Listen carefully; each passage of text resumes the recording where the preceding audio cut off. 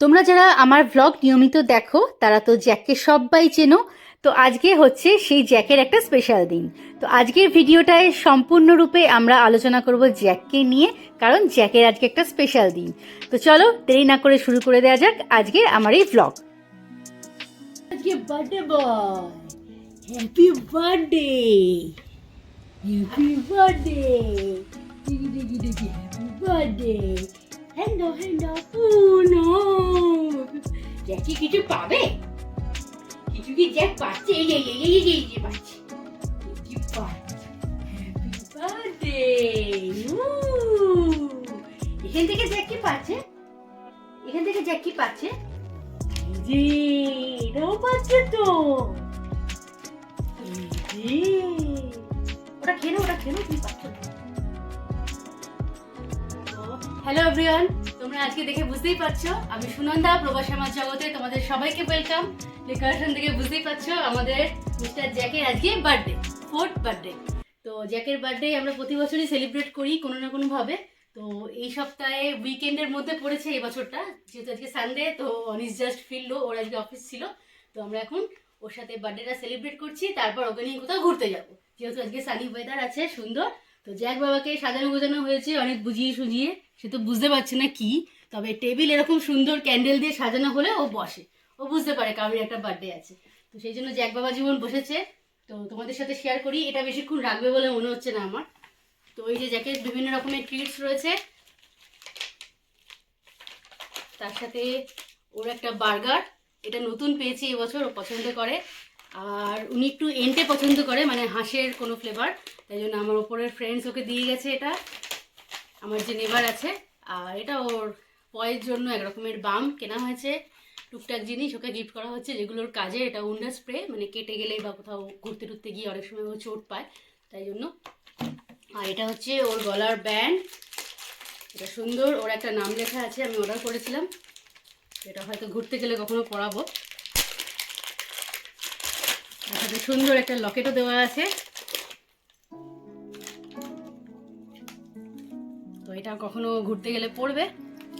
আর তার সাথে রয়েছে এটা ওর সামার ক্যাপ। আর এখানে রয়েছে ওর জন্য পয়ের একটা সক্স, মানে উইন্টারেও পরতে পারবে, বৃষ্টিতেও পরতে পারবে, প্লাস ও সামারে একটুখানি হাঁটতে গেলে পায়ে ছ্যাঁকা লাগে। তো নেক্সট আমাদের ট্রিপে ও যখন যাবে যাতে কোনো প্রবলেম না হয়, কমফোর্ট ফিল করে, সেই জন্য একটা অর্ডার করেছি। আর আছে এখানে আছে ওর একটা খাবারের স্ট্যান্ড, এটা অনেক পরে অ্যাসেম্বল করে দেখাবে। তো আমি এখনো খুলিনি, এটা আনবক্সিং করা হয়নি। তো এই কালকে স্যাটারডে আমরা ওকে পেট স্টোরে নিয়ে গিয়েছিলাম ওর পছন্দ করে, যাতে ও একটা গিফট নিয়ে আসতে পারে। প্রতি বছরই আমরা ওকে নিয়ে যাই, ওর ঠিক জন্মদিনের আগে একবার আর ক্রিসমাসের আগে। ও নিজের মতন পছন্দ করে যেটাতে মিউজিক হয় সেরকম একটা ফ্রেন্ড ও কিনে নিয়ে আসে, মানে ওদের যেগুলো টেডি বিয়ার হয় সেরকম। তো স্যাটারডে আমরা নিয়ে গিয়েছিলাম, ও দোকানে নিজের মতন পছন্দ করে যে কালারটা ও শুকে শুকে দেখে বা ওর মিউজিকটা পছন্দ হয়েছে আমরা বাজিয়ে দেখেছি, তো সেটা ও নিয়ে এসছে কালকে গিয়ে। তো আজকে অনিশ আসার পর আমার প্ল্যান ছিল যে ওর বার্থডেটা সেলিব্রেট করব। তো এবছর কেকটা আনা হয়নি, আমরা কাছাকাছি কাউকে পেলাম না যে ওর পছন্দের কেক বানিয়ে দেবে।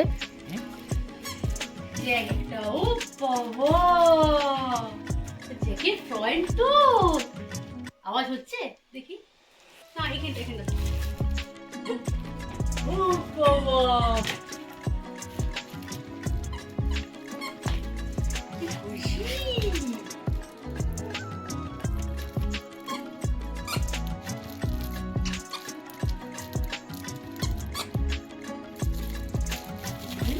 আমার অনেক ভিডিওসই তোমরা জ্যাককে দেখেছো, ওর অ্যাক্টিভিটিস সম্বন্ধে তোমাদের আইডিয়া আছে।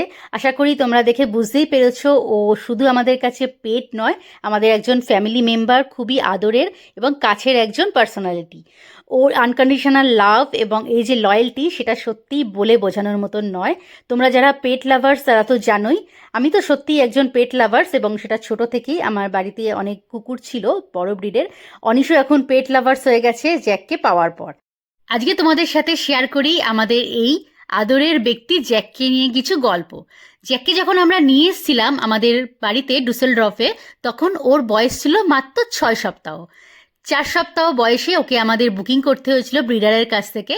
তো যে ব্রিডার ছিল তার কাছে ও ছিল ফাদার ব্রিড, মানে বুঝতেই পারছো ফাদার ব্রিড সাধারণত ব্রিডাররা কাউকে দিতে চায় না। ওর বাবা বা মা যে হাস্কিটা ছিল, মানে বায়োলজিক্যাল যে বাবা মা, তারা দুজনও খুব সুন্দর দেখতে এবং মাত্র 18 মাস আর 15 মাস বয়স ছিল। তো প্রথম বাচ্চা ওরাই হয়েছিল, মানে জ্যাকের ভাই বোন মিলিয়ে ওরা 8 জন ছিল। তার মধ্যে একজন ছিল সাদা আর বাকি সবাই এরকম ব্ল্যাক অ্যান্ড হোয়াইট ব্রিড ছিল।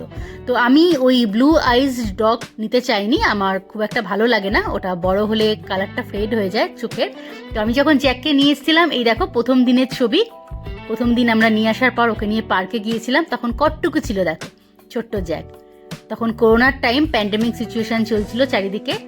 তো আমরা ব্রিডারের থেকে সব ডিটেলস নিয়েছিলাম, 1 সপ্তাহ বয়সের ফটো, 2 সপ্তাহ বয়সের ফটো এবং ওয়েটস। উনিও সব ডিটেলস আমাদের সাথে শেয়ার করেছিল। ভ্যাকসিনেশন এবং চিপ হয়ে যাওয়ার পর 4 সপ্তাহ পর আমরা বুকিং করে আসার পর উনি সব রেডি করে দিয়েছিলেন এবং 6 সপ্তাহে গিয়ে আমরা নিয়েছিলাম জ্যাককে।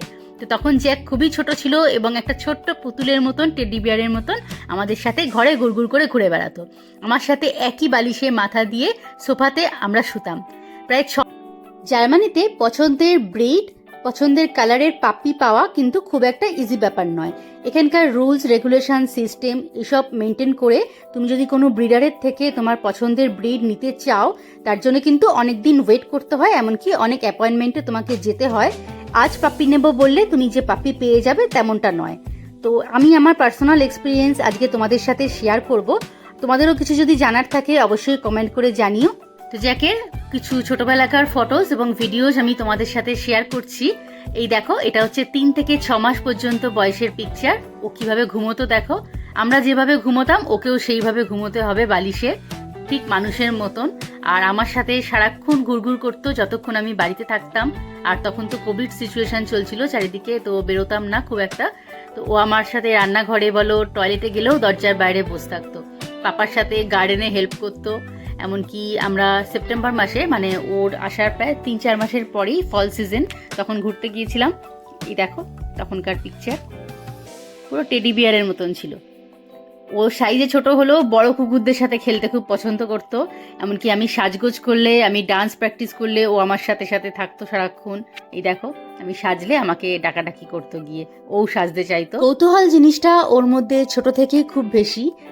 আমরা কিছু করলে ওকেও সেটা করতে হতো, আমরা ল্যাপটপে কাজ করতে বসলে বা টিভি দেখতে বসলে ওকেও সেখানে দেখতে হতো কি হচ্ছে। তো এটা হাস্কির নেচার, হয়তো তোমরা জানোই।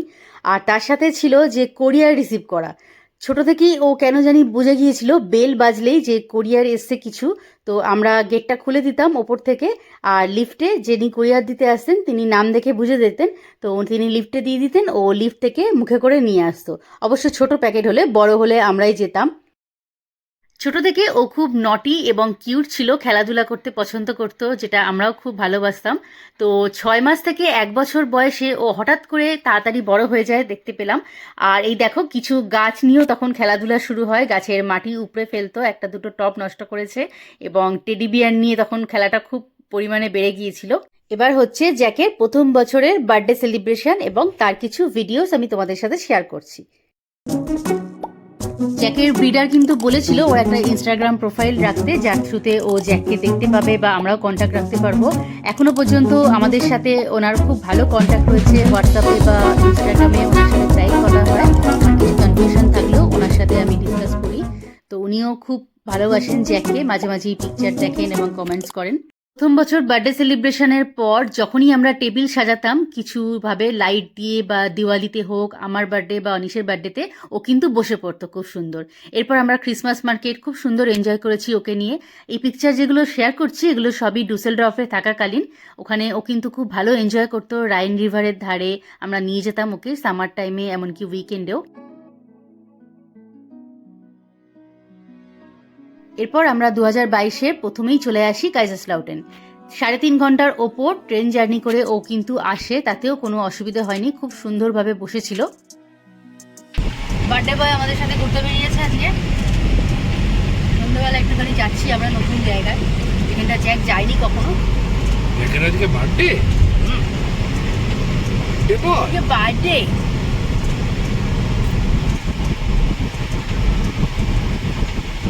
মাঝখানে দাঁড়িয়ে দাঁড়িয়ে যাবে, বসবে। আমরা কি দেখছি ওকেও সেটা দেখছি। সিটো সিটো sit Jack sit sit. Good boy. যেতে যেতে তোমাদের সাথে শেয়ার করি জ্যাককে নেওয়ার আমার এক্সপিরিয়েন্সটা। জার্মানিতে আসার পর বাবা মাকে ছেড়ে এসেছি, মন খারাপ তো ছিলই, তো আমি ডিসাইড করেছিলাম আমি একটা ডগ নেব। অনিস যেহেতু পেট লাভার নয়, ওকে রাজি করাতে আমার একটু সময় লেগে গিয়েছিল। তো আমরা যখন জ্যাককে নেওয়ার জন্য প্ল্যান করি তখন ছিল প্যান্ডেমিক সিচুয়েশান। মে মাস থেকে শুরু করি আমরা অ্যাপয়েন্টমেন্টে যাওয়ার। প্রতিটা স্যাটারডে সানডেই আমরা অ্যাপয়েন্টমেন্টে যেতাম, ডগের অ্যাপয়েন্টমেন্ট। এবং তখন প্যান্ডেমিক সিচুয়েশান বলে সব জায়গায় অনেকে অ্যালাউ করতো না, কেউ কেউ ভিডিও পাঠাতো। তো আমরা অনেকগুলোতেই রিজেক্টেড হয়েছিলাম। জুলাই মাস পর্যন্ত আমরা প্রতিটা স্যাটারডে সানডে অকুপাইড ছিলাম ডগের অ্যাপয়েন্টমেন্টের জন্য। 70% জায়গায় আমরা রিজেক্টেড হয়েছিলাম। এক্স্যাক্ট রিজন আমি বলতে পারবো না কেন, হয়তো আমরা ইন্ডিয়ানস, তখন জাস্ট 2 বছর হয়েছে আমরা এসছি জার্মানিতে, কেউ কেউ ভেবেছে আমরা রেসপন্সিবিলিটি নিতে পারবো না, এটসেট্রা এটসেট্রা। আর বাকি 20%-এর মধ্যে আমার কালার পছন্দ হয়নি, মানে হোয়াইট কালার বা ব্রাউন শেড এটা আমি নিতে চাইনি। আমি ব্ল্যাক অ্যান্ড হোয়াইটটা নিতে চেয়েছিলাম এবং নর্মাল আইস মানে ব্লু আইসটা আমি নিতে চাইনি, কারণ একটু বড় হলে ব্লু আইসটা ফেড হয়ে যায় কালারটা, তখন দেখতে ভালো লাগে না। তো আমার ইচ্ছে ছিল নর্মাল। তো এইভাবে আমরা যখন ডিসঅ্যাপয়েন্টেড হয়ে গিয়েছিলাম, সবকটা পছন্দের ডগই সোল্ড আউট, কেউ দিতে চাইছে না, অ্যাপয়েন্টমেন্টে রাজি হচ্ছে কিন্তু বাড়িতে আসার পর মেল করছে যে না ওটা অন্য একজন নিয়ে নিয়েছে, আপনাকে দিতে পারলাম না, সরি, এটসেট্রা এটসেট্রা। তখন দেখলাম যে জ্যাকের এই যে ব্রিডারটা সে একটা আপডেট দিয়েছে এবং সেটা হলো একটা হোয়াইট হাস্কি আছে পাপ্পি। তো সেটা যদি কেউ দেখতে চায় আসার জন্য, অনিস তাকে তাও বললো যে আমরা দেখতে যেতে চাই, আপনি কাইন্ডলি একটা ডেট দিন উইকেন্ডে। তো সে কোনো রিপ্লাই দেয়নি। 7 দিন পর ওয়েট করে আমি তখন তাকে পার্সোনালি জার্মানে মেসেজ করি এবং মেল করি যে কাইন্ডলি আপনি একটা ডেট দিন, আমার একটা ডগ লাগবে এবং আপনি আপনার ডগটাকে দেখতে যেতে চাই, পাপ্পিটাকে।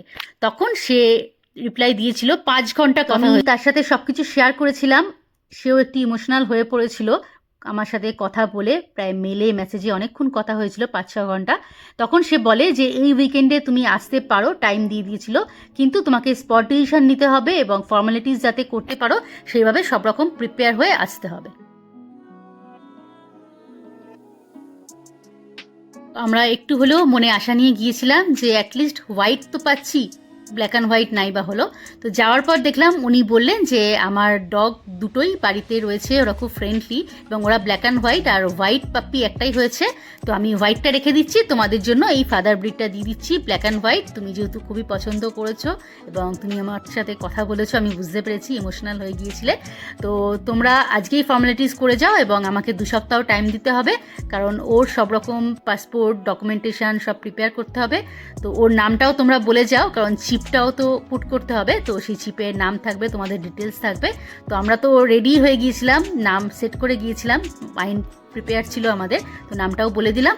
উনি আমাদের সব রকম ডিটেলস শেয়ার করলেন, জ্যাকের ওয়েট, ওর কী কী ইস্যু আছে, ওর বাবা মার কী ডিটেলস, সব কিছু শেয়ার করেছিলেন।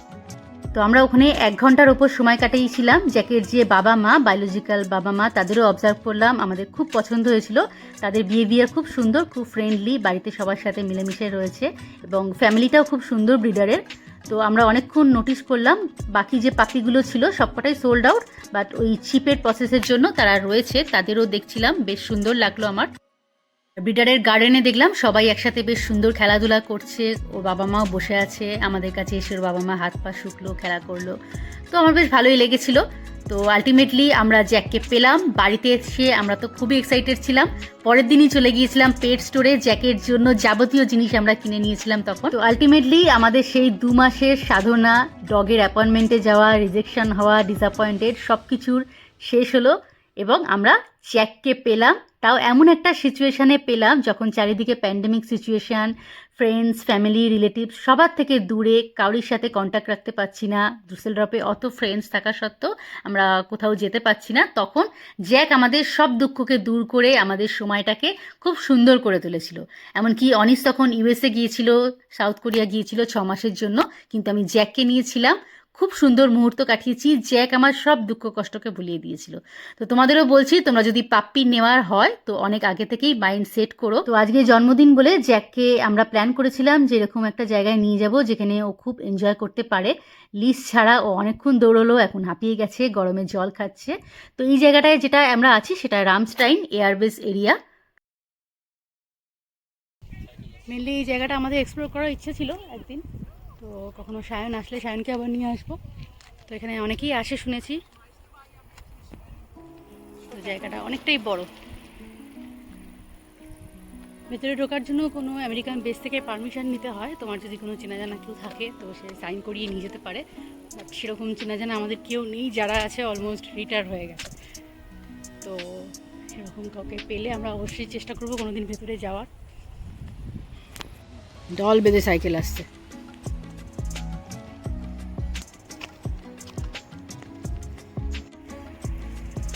কি দেখছো?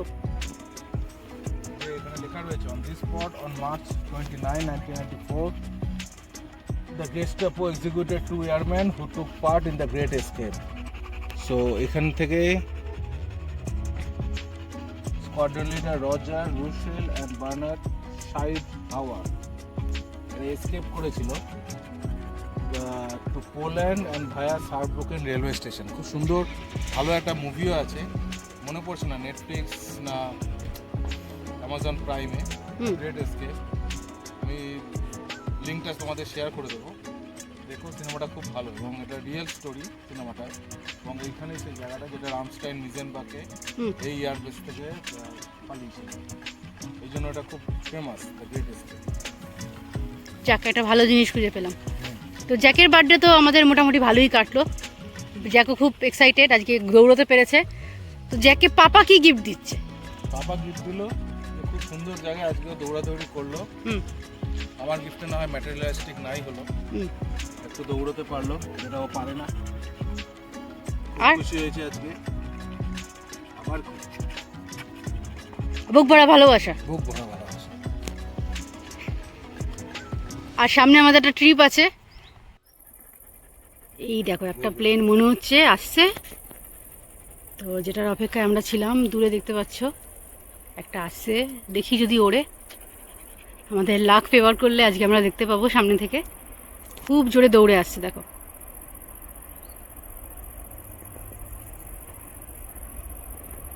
দেখতে পাচ্ছ কিনা জানি না, গ্রে কালারের। এই দেখো,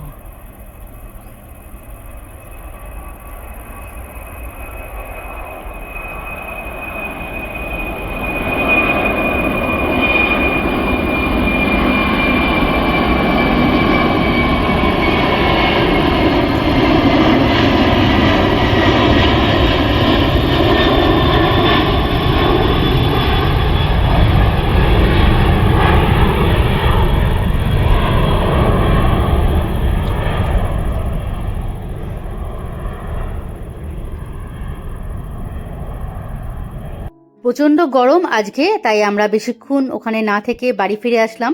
বাড়ি ফিরে এসে অনিশের প্রথম কাজ হলো ওর বার্থডেতে যে আমরা গিফট করেছি ওর যে খাবারের জলের স্ট্যান্ডটা, সেটা আজকে অ্যাসেম্বল করতে হবে। তো এটা অনিশই করবে। তোমরা তো জানোই এখানে সব কিছু নিজেদেরই করতে হয়, ছোট থেকে বড় সব রকম ফার্নিচার সব কিছু এখানে নিজেকেই করতে হয়, ভেতরে ইনস্ট্রাকশন দেওয়া থাকে। তো এই খাবারের স্ট্যান্ডটা আজকে ওর বার্থডে, তো আজকে থেকেই এটা ও ইউজ করা শুরু করবে, নতুন জিনিস। তো সেই জন্য অনিশ এখন বসেছে ওটা আনবক্সিং করে ইনস্টল করতে। এখানে ইনস্ট্রাকশন দেওয়া আছে পিকচার দিয়ে, স্টেপ 1 স্টেপ 2 সব কিছু পরপর দেওয়া আছে। তো সেটা তোমাকে ফলো করতে হবে। দেখো এবারও দিয়ে দিয়েছে,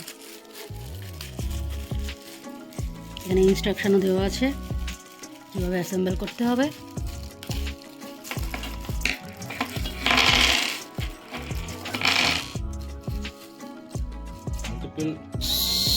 স্ক্রু কাজ করার জন্য এই গানগুলো খুব হেল্পফুল, খুব তাড়াতাড়ি ইউজ হয়ে যায়, খুব কম প্রেশারে। এইটা দিয়ে কাজ করতে গেলে অনেকবার ঘোরাও এই করার থেকে এই গানগুলো খুব ইউজফুল। খুব একটা এক্সপেন্সিভ নয়, ইকিয়াতে পাওয়া যায়। জাস্ট ধরো, লাগিয়ে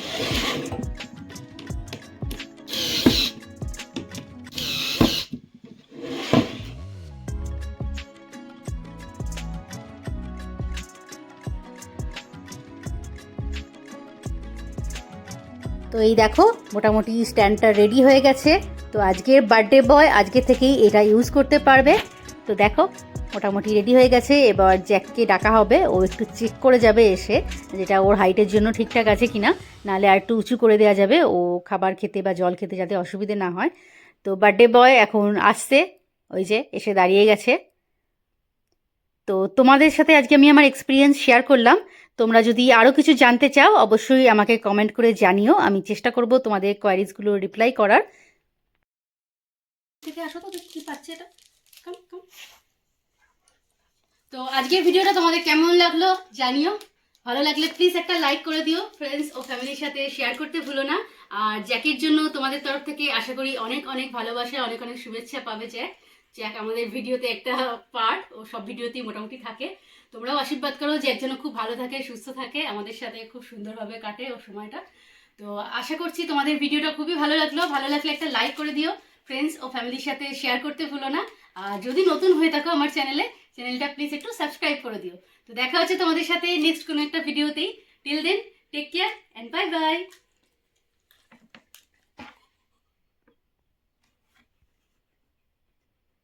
গুড বয়, একটু ভালো করে দাও।